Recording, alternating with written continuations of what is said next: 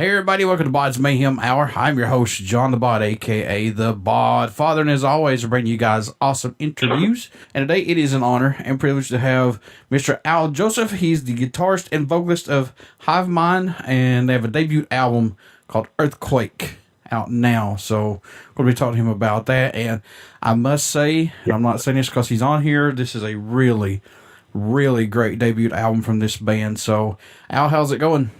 Great, man. It feels really good to hear you say that, man. Thanks for having me. Honestly, man, this is a great, great album. I'm not just saying that. Mirror Master is really good. Shogun is really good. All of Creation, I like this. I love how the guitar starts out at the beginning of this song. I love the breakdown in it, too. Great Divide is a badass song from you guys as well. So I'm not going to give too much away on this debut album, but folks need to pick it up for a good time in a very, very well put together album, man. Thanks so much, man. Really appreciate it. What's impressed you or excited you the most about making the new album, Earthquake, this debut album? Has anything caught your eye about, if anything, possibly? To me, the funny thing about these tunes, a good chunk of these tunes, they were instrumental tunes on my previous solo record that I have. My manager convinced me to put some vocals on and try it out. I remember when I first finished Shogun and sent it over to the label, how surprised I was at how these songs kind of developed into actual tunes with a meaning. They already had meaning, but from an actual vocal perspective, the meaning that it had. I'm just really impressed with how they've blossomed given the vocals being added to them. So, yeah, that's been a real surprise to me. Were you a little nervous at first to put lyrics to these instrumentals coming from a guitarist point of view, possibly? Absolutely, 100%. It was earth shattering to as an artist because I spent all that time, those blood, sweat, and tears, making it into an instrumental record and it having all of that lyricism for the guitars and. But you know what, man? I'm one of those guys that if I'm told by somebody who really knows what they're talking about to try something, I'm going to try it 100%. And if it comes out great, then great, So it did. So here we are. Any songs off this debut album standing out more to you than any on it as of right now? The ones that's that's kind of surprised you possibly after adding your lyrics and stuff to it? I really have to say Earthquake, the title track song. Yeah, because that one, I was forced to kind of go into my head and be a little bit more introspective. George told me, let's get an acoustic tune on there. And, that song, it says a lot about where my life has been over the last few years. And, just the way it's turned out. And of course, having my buddy do the guest solo on it. Just that whole song kind of wrote itself, mixed itself, mastered itself. It's just one of those tunes that kind of surprised me when it was done. Who produced this album for you guys, or did you guys do it yourself? I did it all myself, man. I mixed it, mastered everything. Yeah. So here's the $1 million question with that.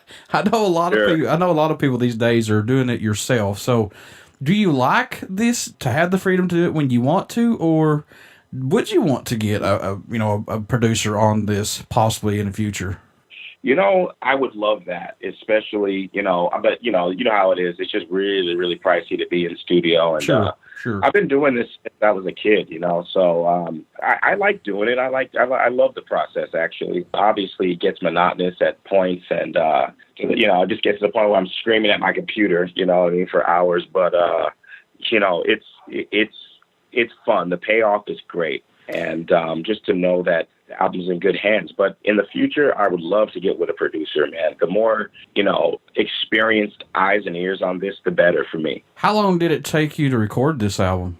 Well, like I said, some of these songs were already done a few years back for the pre-release. But, when it came down to actually working through it and putting it together and kind of listening to it at this point, a few months.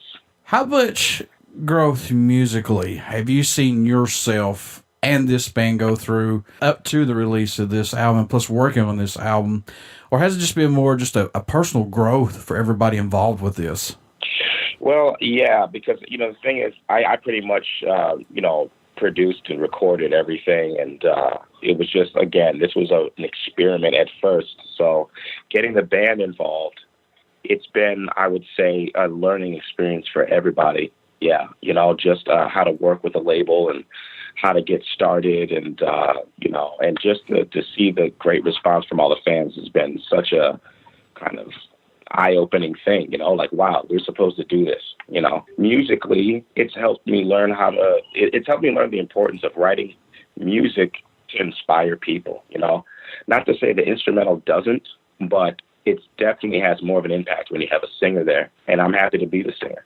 Do you do anything differently, during the writing and recording process to help keep your mind open and fresh to not let the music get stale? Because I know sometimes, it's gotta get a little bit sour, and then you gotta kick it up a little notch. But do you do anything differently that helps you to stay fresh? I listen to a lot of music, man, and not just metal, so many different, pop, radio stuff, R&B, everything, that keeps me fresh. As far as something technically, no, I just have an open mind when it comes to music, and I do try to allow the ideas to flow.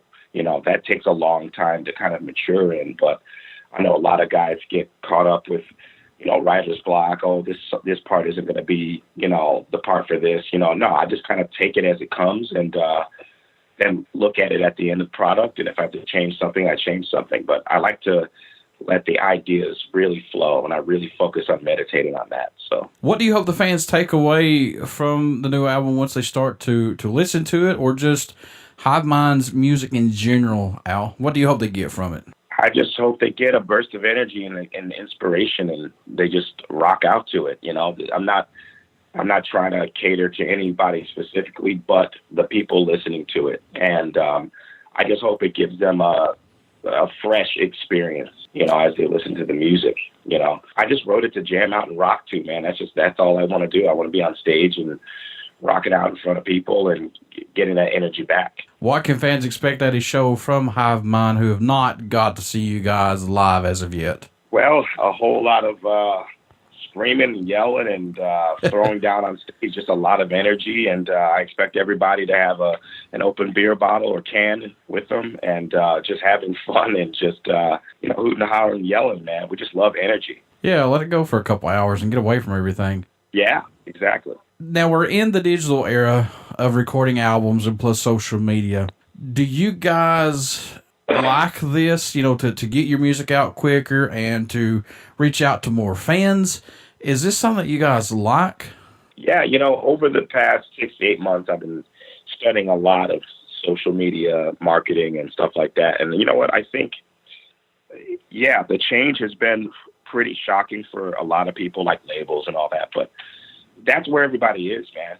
Everybody's on social media, and I don't know whether, I haven't really asked myself whether I like it or not, but I'll tell you that I agree with it, and I think that it's important, to be on social media and to be active and communicate with people. I think it brings more people together, for sure. It's funny, we're in the digital era now, and plus social media. It's funny to look at the way it is now compared to the way it used to be. You'd have to go to the record store or to your local grocery store or bookstore, right, to even find out anything about your favorite band. You had to wait the Circus Parade comes out, or Hit Parade or something other. So yeah, it blows my mind to this day right now.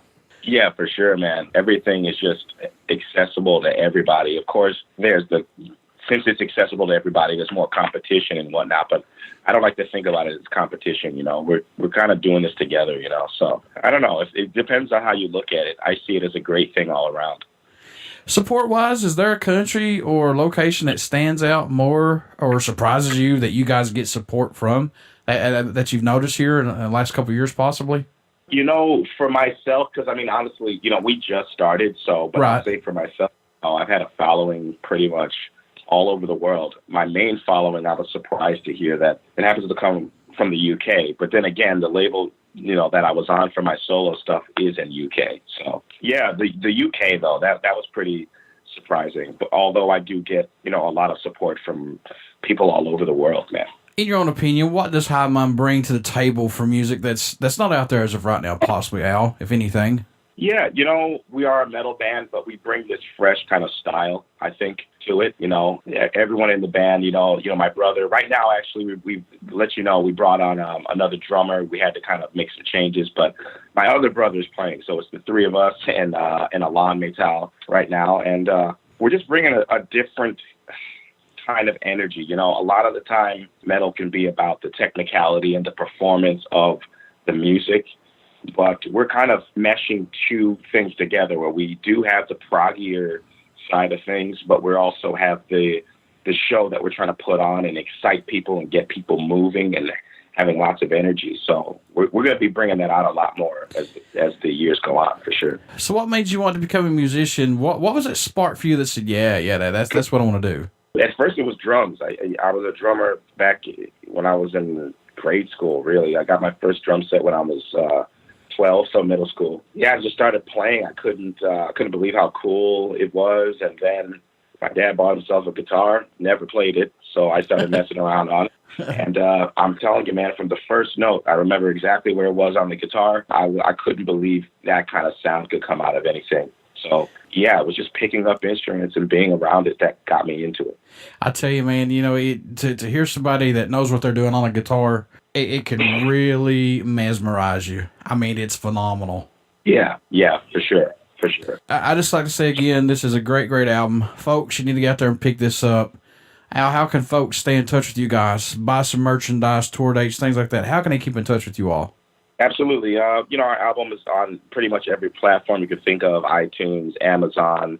We're all over Spotify. Please go to our Spotify and follow us there. As far as the merchandise goes, seekandstrike.com is the label that we're with. So if you go to Seek and Strike merch, you'll be able to find our CDs and T-shirts there. Before I let you go, good sir, would you care to do a promo for my show? Absolutely. All right, this is Al Joseph from Hyvmine, and you are listening to BODS Mayhem Hour. Everybody stick around. We got some great, great music coming up, and you only hear these interviews right here on BODS Mayhem Radio Network. Thank you so much, Al, and the best of luck to you guys. Thank you so much, and thanks for having me.